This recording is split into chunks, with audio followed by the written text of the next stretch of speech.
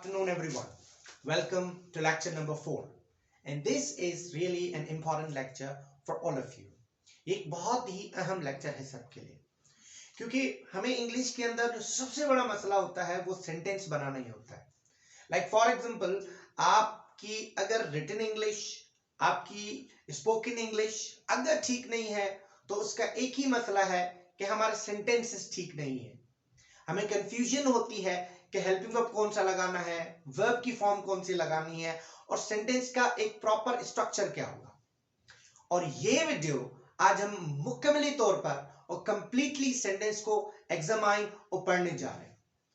आई hope सो कि आपने पिछली वाली वीडियोस भी देखी होंगी जिसमें हमने बेसिक टू एडवांस एक सीरीज बनाई है, जिसमें हम बिल्कुल एक सीरीज से चल रहे हैं इंग्लिश ग्रामर को लेकर. तो आज का जो हमारा टॉपिक है, it is one of the most important topic in English grammar. So I hope so you are going to enjoy this topic. आइए हम टॉपिक की तरफ बढ़ते हैं. सबसे पहले जो हमारा एक वर्ड है सेंटेंस, आइए उसको एक्सप्लेन करें कि what is the definition of sentence. Sentence की बेसिकली डेफिनेशन क्या है? सेंटेंस बेसिकली एक वर्ड है जिसका मतलब है सेंस. अब इसकी डेफिनेशन बनाने के लिए हमारे पास जो स्पेसिफिक डेफिनेशन है वो डेफिनेशन यही है: group of words which create sense और कंप्लीट मीनिंग. लफ्जों का ऐसा मजमुआ जो पूरी माना दे, हम उसको बोलते हैं सेंटेंस. अब फॉर एग्जांपल, कोई भी वर्ड, कोई भी सेंटेंस है जो मीनिंग दे रहे हैं, कोई भी ग्रुप ऑफ वर्ड्स हैं जो मीनिंग दे रहे हैं, हम उनको सेंटेंस कह सकते हैं. अब उसके लिए मैंने ये दो वर्ड्स लिख लिए हैं आपके सामने, शॉर्ट और बिग. अब वो छोटे से छोटा सेंटेंस भी हो सकता है, वो बड़ा सेंटेंस भी हो सकता है जो complete meaning they. For example, मैंने एक सेंटेंस लिखा, आई टीच. ये भी मीनिंग दे रहा है तो we can call it sentence. या हम बहुत ज्यादा सेंटेंस कह देते हैं, I sleep, I watch, I talk. अब ये सिर्फ दो वर्ड्स हैं, ये भी कंप्लीट सेंटेंस दे सकता है. या इससे हम कोई बड़ा सेंटेंस कह सकते हैं, जैसे कि हम एक सेंटेंस बोले, आई वेंट टू जू but I did not see the tiger और द लायन. अब ये भी एक सेंटेंस है. तो अब सेंटेंस शॉर्ट भी हो सकता है, सेंटेंस बिग भी हो सकता है. ये हमारी सिंपल डेफिनेशन थी सेंटेंस की. हम आगे वाली अब जो नीचे है हम उनको पढ़ते हैं. तो अब जो सेंटेंस की डेफिनेशन क्लियर करने के बाद जो सबसे इंपॉर्टेंट क्वेश्चन है सबके लिए, वो यही है कि सर कौन कौन सी ऐसी चीजें हैं जो हम एक सेंटेंस में इंक्लूड कर सकते हैं, सेंटेंस में शामिल कर सकते हैं. तो मैंने एक लिस्ट बनाई है.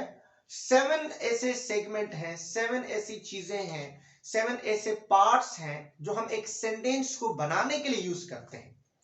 वो कौन कौन से हैं? Let me talk to you, let me tell you. Number 1, subject. Number 2, verb. Number 3, helping verb. Number 4, modal verb. Number 5, object. Number 6, predicate. And number 7, extension. ये 7 चीजें हैं जो आप मुख्तलिफ बुक्स के अंदर देखेंगे. अब कभी कभी ये लिखा होता है सब्जेक्ट प्लस प्रेडिकेट, कभी कभी लिखा होता है subject plus verb plus object plus extension. तो वी गेट कंफ्यूज कि सर ये चीजें क्या हैं और हम कहां इस्तेमाल करते हैं या इनके बेसिकली रीजंस क्या हैं. तो आज हम इन सबको डिटेल से सीखेंगे. उसके बाद हम टाइप्स ऑफ सेंटेंस सीखेंगे और हम डिवीजन ऑफ सेंटेंस भी इसी लेक्चर में हम सीखेंगे. आए सबसे पहले हम सब्जेक्ट से स्टार्ट करते हैं. बेसिकली जो कंफ्यूजन हमारे पास होती है कि सर किसी भी सेंटेंस के अंदर सब्जेक्ट क्या क्या हो सकता है. लाइक हमारे सबको तो प्रॉब्लम होती है, कंफ्यूजन होती है. अब सबसे बड़ी जो इंपॉर्टेंट कंफ्यूजन हमें ये सॉल्व करनी चाहिए कि हमें इनको अलग अलग पार्ट करना चाहिए कि सब्जेक्ट में क्या क्या चीजें आती हैं, वर्ब में क्या क्या चीजें आती हैं, मॉडल वर्ब्स क्या होते हैं, उनमें क्या क्या चीजें आती हैं और ऑब्जेक्ट में क्या क्या चीजें आ सकती हैं.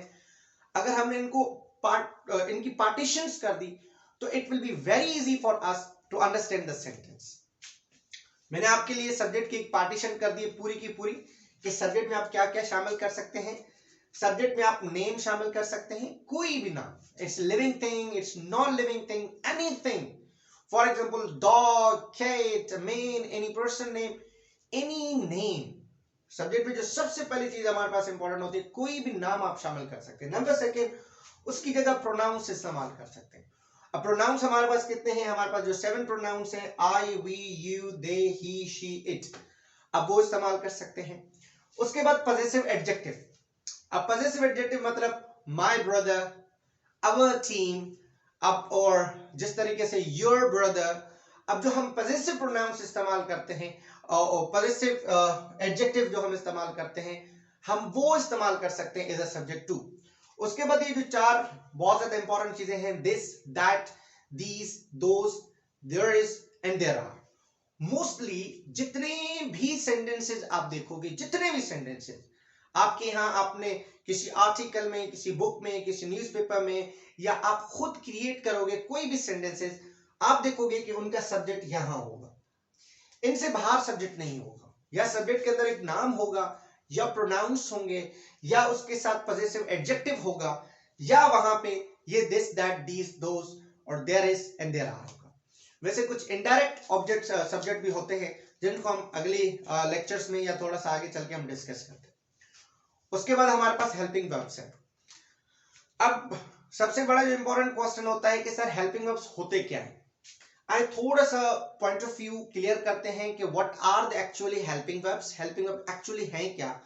फॉर एग्जांपल एक सेंटेंस में आपके सामने लिख देता हूं,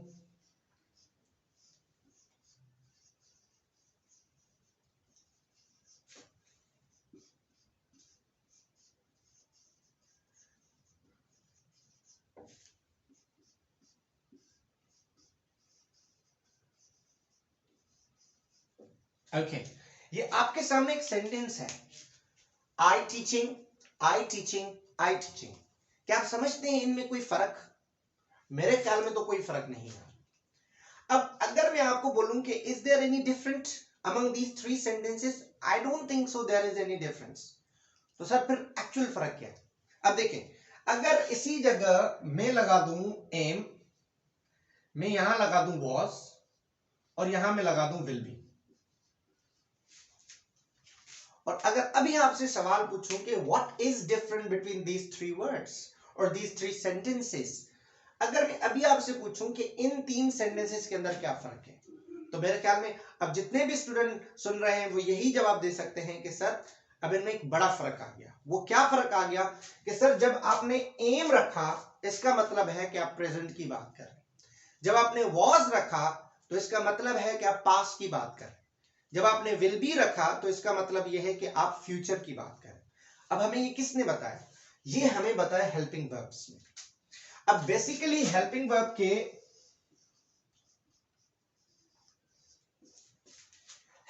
के कुछ और भी इंपॉर्टेंस हैं या काम है सेंटेंस के अंदर, मगर इनमें सबसे जो इंपॉर्टेंट यही है कि इट शोज टाइम। तो हेल्पिंग वर्ब बेसिकली, अगर हम सपोर्ट ऑफ वर्ब भी हम उनको कह सकते हैं कि वर्ब की हेल्प करने आते हैं, वर्ब को सपोर्ट करने आते हैं। जब वर्ब फॉर्म चेंज करता है तो उसको सपोर्ट करने के लिए भी आते हैं। इट्स अनदर थिंग, बट जो मेन टास्क है हेल्पिंग वर्ब का वो यही है कि टू शो द टाइम। वो टाइम को शो करता है कि हम कब की बात कर रहे हैं, किस वक्त की बात कर रहे हैं। Either we are talking about past, either we are talking about present, either we are talking about future. Like for example, अगर मैं have बोलूं तो आप सब समझोगे कि I am talking about present.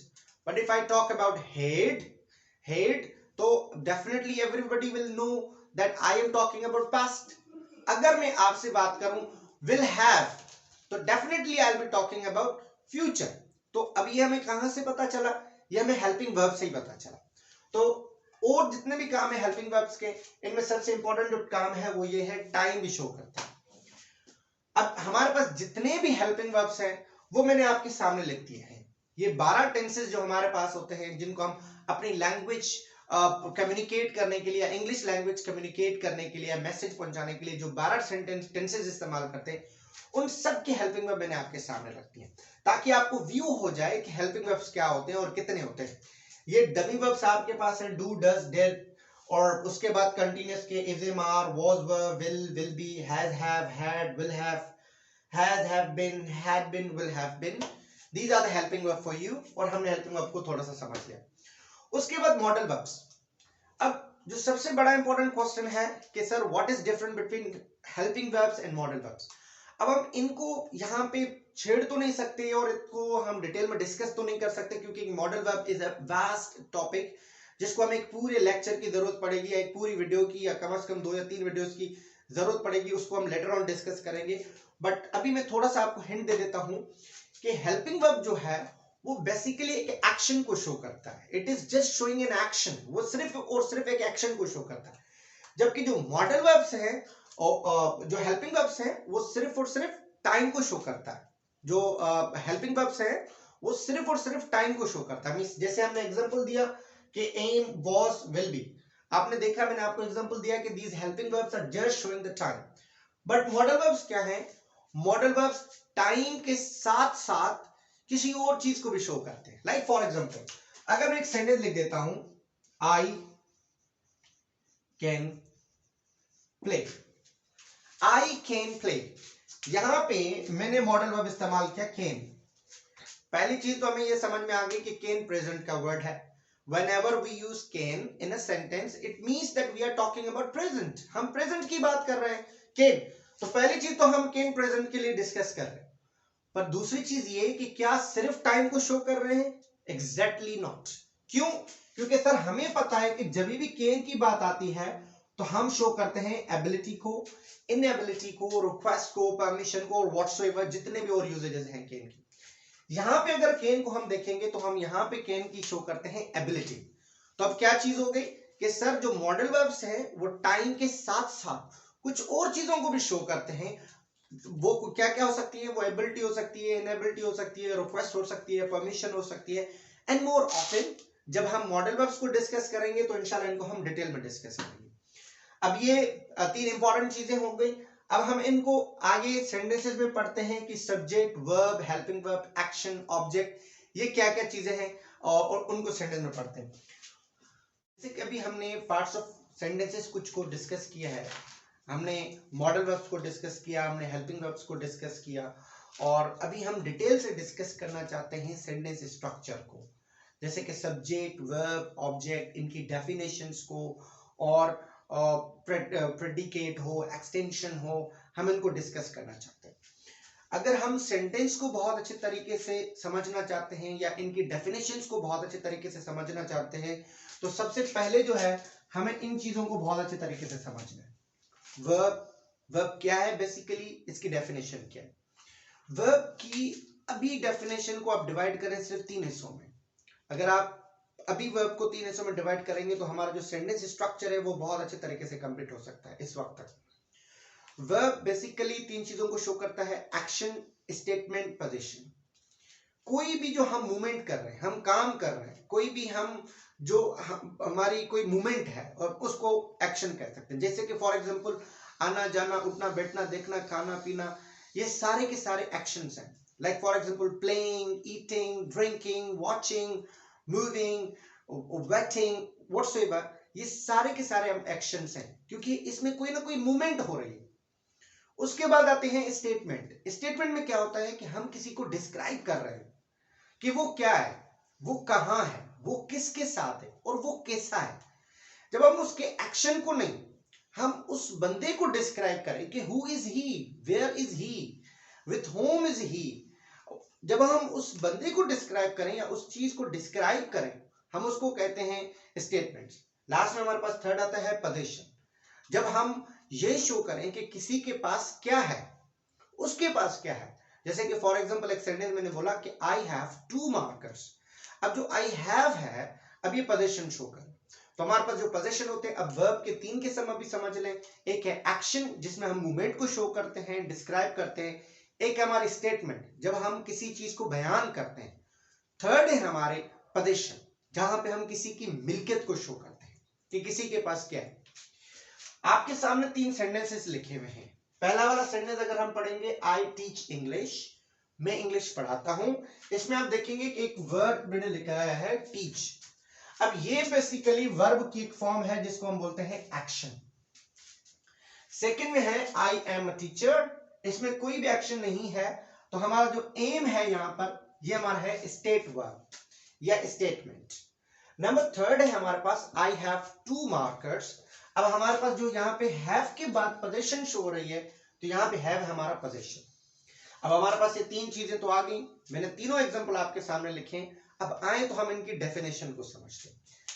हमारे पास सबसे पहले जो है आई, ये हमारा सब्जेक्ट है, यहां पे ये हमारा वर्ब है और यहां पे हमारा ये ऑब्जेक्ट है। ठीक है जी। अब अगर किसी भी सेंटेंस के अंदर कोई भी एक्शन वाला सेंटेंस है, मतलब जो एक्शन हमने डिस्कस किया, कोई भी एक्शन वाला सेंटेंस है, जो अगर सेंटेंस के अंदर एक्शन शो हो रहा है तो सब्जेक्ट जो होता है बेसिकली वो उसका डूअर होता है। कोई भी एक्शन है अगर उसमें जब सब्जेक्ट होता है तो वो उसका डूअर होता है। हम उसको कह सकते हैं डूअर ऑफ एन एक्शन, किसी काम का करने वाला। फॉर एग्जाम्पल अगर मैं बोलूं आई टीच इंग्लिश, अब एक्शन तो आ गया टीच, करने वाला कौन है? आई। अगर मैं बोलूं शाहिद आफरीदी प्लेज क्रिकेट, अब क्रिकेट खेलता तो है मगर कौन? शाहिद आफरीदी। अगर सेकंड सेंटेंस में बोलूं माय मदर कुक्ड बिरयानी, अब my mother is doer of an action, अब एक्शन हमारे पास क्या है? कुक्ड बिरयानी। अब इस काम को करने वाला कौन है? वो है बेसिकली हमारा सब्जेक्ट माय मदर। ठीक है, तो जब भी हमारा सेंटेंस के अंदर वर्ब एक्शन होगा तो सब्जेक्ट उसका डूअर होगा। अब आ जाते हैं स्टेटमेंट में। स्टेटमेंट में एक्शन तो नहीं होता तो सब्जेक्ट की डेफिनेशन डूअर तो बनेगी नहीं, तो फिर यहां पर क्या डेफिनेशन बनेगी? जहां पे स्टेटमेंट हो या जहां पे पोजीशन हो वहां पे सब्जेक्ट की definition doer of an action नहीं बनती, वहां पे सब्जेक्ट की डेफिनेशन होती है for whom we talk about.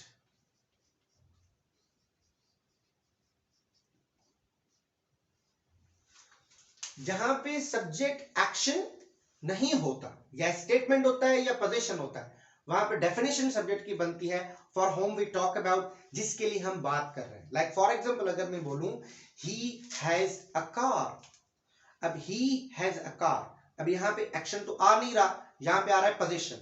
तो अब हम इसको क्या शो करेंगे कि हम यहां पे भी यही डेफिनेशन सब्जेक्ट की रखेंगे कि doer of an action? Not. क्यों? क्योंकि यहां पे हम किसी की पोजीशन शो कर रहे हैं, तो हम किसी के लिए बात कर रहे हैं, तो यहां पे सब्जेक्ट की डेफिनेशन चेंज हो जाएगी for whom we talk about. ये बेसिक बेसिक चीजें हैं, हम ज्यादातर कंफ्यूज हो जाते हैं कि सब्जेक्ट की एक ही डेफिनेशन है doer of an action, but it is not like that, it is according to the sentence. जब आप एक्शन की बात कर रहे हैं तो it is right doer of an action, but जब आप एक्शन सब्जेक्ट की डिस्कस नहीं कर रहे हैं, you are talking about position, you are talking about statement, तो आपकी दूसरी दूसरी डेफिनेशंस हो सकती हैं जो भी हमने डिस्कस किया। ऑब्जेक्ट जो है वो बड़ा बेचारा है, वो बड़ा पैसिव है, मतलब वो जो वर्ब उसको देता है वो उसको एक्सेप्ट कर लेता है।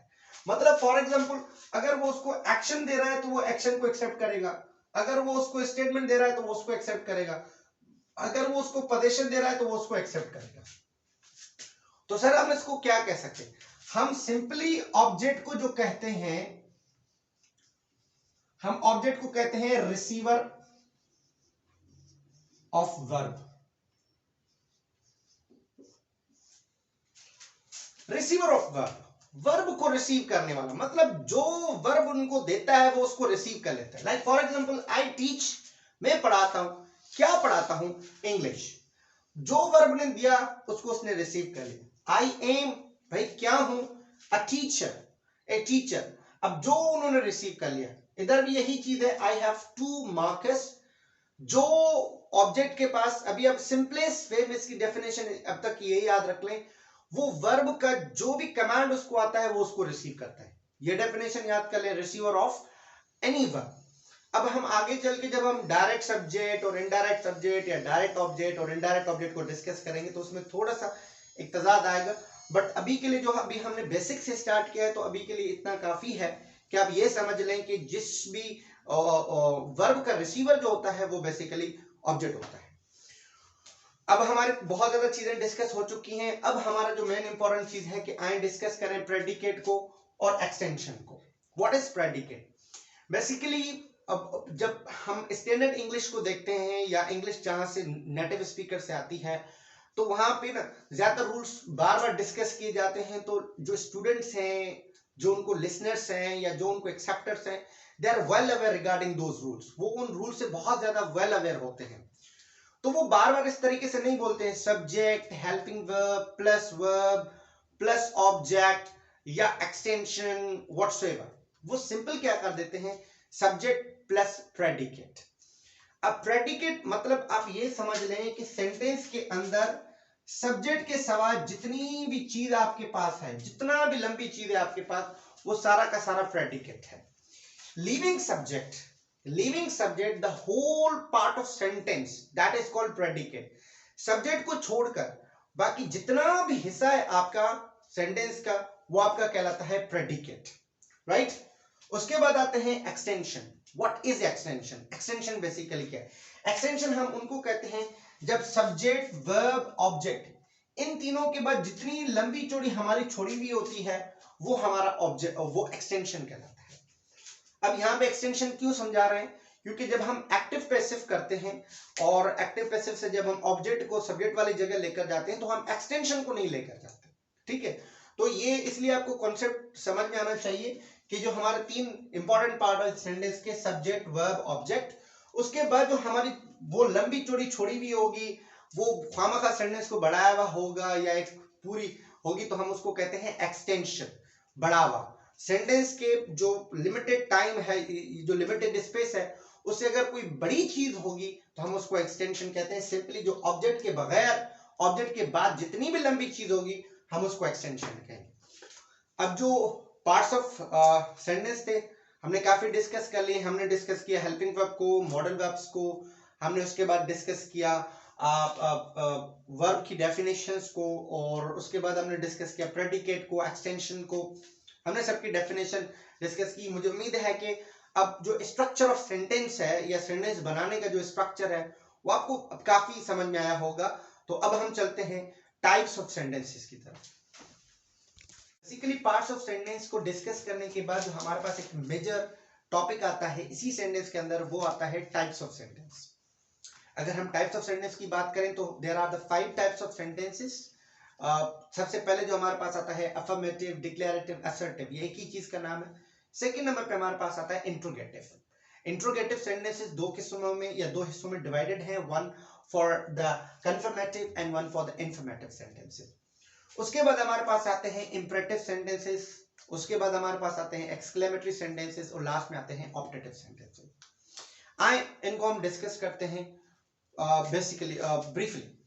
सबसे पहले हमारे पास जो सेंटेंस है अफर्मेटिव और डिक्लेरेटिव सेंटेंसेस. ये बेसिकली अफर्मेटिव और डिक्लेरेटिव सेंटेंसेस जो हम यूज करते हैं, जैसे हमने पहले डिस्कस किया कि जो वर्ब की एक्शन, स्टेटमेंट या पोजीशन, किसी भी किस्म का सेंटेंस है, आइदर एक्शन है, पोजीशन है या स्टेटमेंट है, हम सिंपलेस्ट फॉर्म से अगर उसको एक्सप्लेन करें, सिंपलेस्ट वे से अगर हम उसको डिस्क्राइब करें, जैसे सिंपल हम सब्जेक्ट, वर्ब, ऑब्जेक्ट रखते हैं, तो हम उन सेंटेंसेस को कहते हैं अफर्मेटिव या डिक्लेरेटिव सेंटेंस. इसके अंदर सबसे इंपॉर्टेंट पॉइंट ये होती है कि इसके अंदर कोई भी नेगेटिव सेंटेंस नहीं और कोई भी ऐसा क्वेश्चन नहीं आता या क्वेश्चन पूछने के लिए इस्तेमाल नहीं की जाती. ये सिंपल और सिंपल या एक पॉजिटिव एक्शन या पॉजिटिव स्टेटमेंट या पॉजिटिव पोजीशन शो करने के लिए हम शो करते हैं. लाइक फॉर एग्जांपल अगर मैं एक सेंटेंस लिखूं, मेरे पास है आई हैव अ कार. आपके सामने एक सेंटेंस है आई हैव अ कार. अगर आप देखेंगे इसमें कोई क्वेश्चन नहीं है, इसमें कोई नेगेशन नहीं है, नेगेटिव सेंटेंस नहीं है, ये एक सिंपल फॉर्मूला से अपनाया जाता है. फॉर एग्जांपल अगर हम बोले सब्जेक्ट, वर्ब, ऑब्जेक्ट.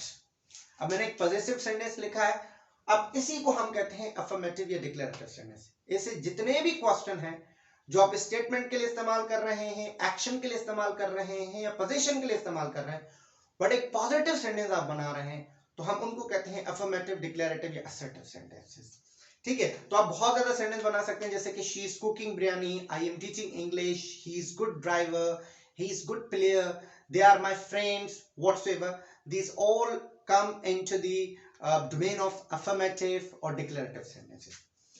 Next हमारे पास है इंट्रोगेटिव सेंटेंस. बेसिकली इंट्रोगेटिव हम इस्तेमाल करते हैं, बेसिकली हम इंट्रोगेटिव इस्तेमाल करते हैं आस्किंग क्वेश्चंस. मींस आप ये कह सकते हैं that type of sentence which is used for asking question. Sentence का वो हिस्सा जो सवाल पूछने के लिए काम आता है. अब सवाल तो हमारे पास हर किस्म के होते हैं, जैसे कि हम पूछते हैं what is your name, where do you live, या हम सवाल पूछते हैं are you happy, are you fine, okay, were you playing with them, did you reply me. अब दो किस्म के क्वेश्चन होते हैं. तो इंट्रोगेटिव को हमने दो हिस्सों में डिवाइड किया है. एक है कंफर्मेटिव, एक है इंफर्मेटिव। कंफर्मेटिव ऐसे किस्म के क्वेश्चन को कहा जाता है, ऐसे क्वेश्चंस जो हेल्पिंग वर्ब से स्टार्ट हो, ऐसे क्वेश्चन जो हेल्पिंग वर्ब से स्टार्ट हो और उनका जवाब सिर्फ या यस में हो या नो में हो। जैसे कि फॉर एग्जांपल मैं अगर बोलूं आपको डू यू नो मी, अगर आप इस सेंटेंस को देखोगे तो ये सेंटेंस हमारा हेल्पिंग वर्ब से स्टार्ट हुआ, डू यू नो मी, क्या आप मुझे जानते हैं। तो इसका जवाब क्या होगा, या इसका जवाब यस होगा या नो होगा। हाँ, आप कंप्लीट जवाब दे सकते हैं, yes I know you, no I don't know you, आप कंप्लीट रिप्लाई दे सकते हैं, पर उसके स्टार्टिंग में आप जरूर यस और नो लगाएंगे। तो कंफर्मेटिव सेंटेंसेस ऐसे किस्म के सेंटेंस होते हैं जो सवाल पूछने के लिए काम आए, बट उनके आगे हमेशा हेल्पिंग वर्ब लगता है। अब जितने भी हेल्पिंग वर्ब है, हम पिछली वीडियो में इसी लेक्चर के अंदर पहले हमने डिस्कस किया था कि क्या क्या हेल्पिंग वर्ब हो सकते हैं। जितने भी हेल्पिंग वर्ब्स हमारे हैं, 12 टेंसेस के हेल्पिंग वर्ब्स हैं या मॉडल वर्ब्स हैं, जितने भी हैं, अगर वो पहले आए और सवाल पूछने के लिए काम आ जाए तो हम उनको कंफर्मेटिव सेंटेंसेस कहते हैं, और उनका जवाब हमेशा या यस से स्टार्ट होता है या नो से स्टार्ट होता है। उसके बाद आता है इंफॉर्मेटिव सेंटेंसेस।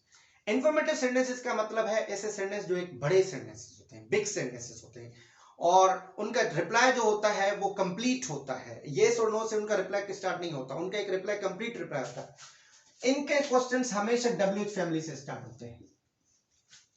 अब बस आप ये सिंपल समझ लें, ऐसे किस्म के क्वेश्चन जो डब्ल्यूएच फैमिली से स्टार्ट होते हैं और जिनके जो रिप्लाई होता है वो बिग होता है, वो कंप्लीट होता है, वो यस नो से स्टार्ट नहीं होता। जैसे कि अगर मैं क्वेश्चन लिखूं, वेयर डू यू लिव, आपके सामने क्वेश्चन है वेयर डू यू लिव, क्या आप इस क्वेश्चन का जवाब यस बोलोगे? Never, you will reply completely, आप इसका रिप्लाई इस तरीके से होगा कि I live there, I live there. तो अब इंफॉर्मेटिव क्वेश्चन हम इनको कहते हैं, ऐसे टाइप ऑफ क्वेश्चन जो डब्ल्यूएच फैमिली से स्टार्ट होती है और जिनका रिप्लाई हमेशा बिग होता है, बड़ा होता है, कंप्लीट होता है, हम उनको कहते हैं इंट्रोगेटिव सेंटेंस। उसके बाद हमारे पास आता है इंपरेटिव। इंपरेटिव हम उन किस्म के सेंटेंसेस को कहते हैं which are used for order, request, permission, और बहुत ज्यादा जो सजेशन हो गया, एडवाइस हो गया, उन सब के लिए हम इस्तेमाल करते हैं। अच्छा, इंपरेटिव के अंदर एक उसूल है, वो याद कर लें कि इसके अंदर सब्जेक्ट नहीं आता। अब बहुत दफा ये कंफ्यूजन भी होगी कि सर आपने पहले डिस्कस किया कि सब्जेक्ट जो है वो मेन पार्ट है सेंटेंस का, तो ये कैसा पॉसिबल है कि इसके अंदर सब्जेक्ट नहीं होता? बेसिकली इसके अंदर सब्जेक्ट होता है पर अंडरस्टूड होता है। लाइक फॉर एग्जांपल, एक बंदा है आपके साथ बैठा हुआ है, आप उससे बार बार कम्युनिकेट कर रहे हो और कंटिन्यूस आपकी कम्युनिकेशन चल रही है, तो क्या आप बार बार उसका नाम लेते हो या बार बार आप उनको बोलते हो कि आप नहीं, आप ये भी सेंटेंस बोलते हो मुझे सुनो तो, या ये तो करो, दरवाजा तो बंद करो। अब ये अंडरस्टूड बात है कि वो आपके सामने है। तो इंपरेटिव सेंटेंस के अंदर जो यू है वो अंडरस्टूड है, मींस आप किसी बंदे से कंटिन्यूस बात कर रहे हैं, अभी आपको सब्जेक्ट लेने की जरूरत ही नहीं पड़ रही, उसका नाम लेने की जरूरत ही नहीं पड़ रही, तो उसको हम कहते हैं इंपरेटिव सेंटेंस। ये बेसिकली ऑर्डर, रिक्वेस्ट या परमिशन के लिए इस्तेमाल किए जाते हैं। आपके लिए सेंटेंस सामने है जैसे कि stop here, don't smoke, be off, get lost, listen to me या सिट हियर, और ये जो भी सेंटेंसेस है इसमें ये समझ लें कि जो यू है वो अंडरस्टूड होता है। उसके बाद आता है exclamatory sentences. Exclamatory sentences basically हम एक्सक्लेमेशन के साथ इस्तेमाल करते हैं, या हम सिंपली ये बोल सकते हैं कि सडन फीलिंग्स के लिए इस्तेमाल करते हैं। अब वो सडन फीलिंग्स खुशी की हो सकती हैं, वो सडन फीलिंग्स दुख की भी हो सकती हैं, तो that is simply use for the sudden feelings, हम सडन फीलिंग के साथ इस्तेमाल करते हैं। जैसे कि हमारे पास है व्हाट अ ग्रेट न्यूज, या व्हाट अ ग्रेट सक्सेस, या हमारे पास है व्हाट अ ब्यूटी, या हम ये कह सकते हैं अलॉज ही हैज डाइड, या हम ये लिख सकते हैं कि हुरा आई हैव वन दैट। तो हम इन सब के लिए डिस्कस करते हैं एक्सक्लेमेटरी सेंटेंसेस को। लास्ट में हमारे पास आता है ऑप्टेटिव सेंटेंसेस। ऑप्टेटिव सेंटेंसेस क्या होते हैं? ऑप्टेटिव सेंटेंस कुछ ऐसे सेंटेंस होते हैं जो हम बेसिकली विशेस या प्रेयर्स के लिए डिस्कस करते हैं। जैसे कि मैंने 2 सेंटेंस आपके लिए लिखे हैं, may God help you, wish you all the best. और जितने भी सेंटेंसेस होते हैं जो हम विशेस या प्रेयर्स के लिए इस्तेमाल करते हैं, हम उनको ऑप्टेटिव सेंटेंसेस कहते हैं। जैसे कि हम कहते हैं wish you all the best, may Allah bless you, और जितने भी सेंटेंस आपके जहन में, I wish I were the king, ये बहुत ज्यादा सेंटेंस जो हम ख्वाहिश या दुआओं के लिए इस्तेमाल करते हैं, हम उनको कहते हैं ऑप्टेटिव सेंटेंसेस। ये बेसिकली टाइप्स ऑफ सेंटेंस थे 5 जिनको हमने डिस्कस किया, और मुझे उम्मीद है कि आपको ये लेक्चर बहुत अच्छे तरीके से समझ में आया होगा। बट एक चीज और मैं डिस्कस करना चाहता हूँ, इसमें एक स्ट्रक्चरल जो कंपोजिशन है, या हम उसको बोलें कि द शेप्स ऑफ जो सेंटेंसेस हैं, स्ट्रक्चरल जो शेप्स हैं, मतलब कितने किस्म के सेंटेंसेस तो होंगे, शेप्स कितनी है सेंटेंसेस की। जैसे कि हमारे पास है simple sentences, compound sentences, complex sentences, complex compound sentences, जो एक सेंटेंसेस की शेप्स है। तो इंशाल्लाह वो कमिंग वीडियो में हम लास्ट में डिस्कस करेंगे। जो हमारा नेक्स्ट लेक्चर होगा वो ही हमारा होगा, तो वो एक लंबा चौड़ा लेक्चर है, इसलिए मैंने इनके साथ कनेक्ट नहीं किया। तो इंशाल्लाह जो कमिंग वीडियो में होगा हमने वो डिस्कस करना है। बाकी है कि मुझे उम्मीद है कि आपको ये वीडियो बहुत अच्छी लगी होगी, और आपको जरूर सीखने के लिए कुछ ना कुछ मिला होगा। आपकी कोई भी एडवाइस है, you are feel free to write it down into the comment. अच्छा, और आप जरूर अपने इस चैनल को अपने दोस्तों के साथ शेयर करें, और लाइक कमेंट जरूर करें, ताकि हमें ये मोटिवेशन मिलती रहे, ताकि हम ऐसी वीडियोस और भी आपके लिए बनाएं। Thank you very much. खुदा हाफिज।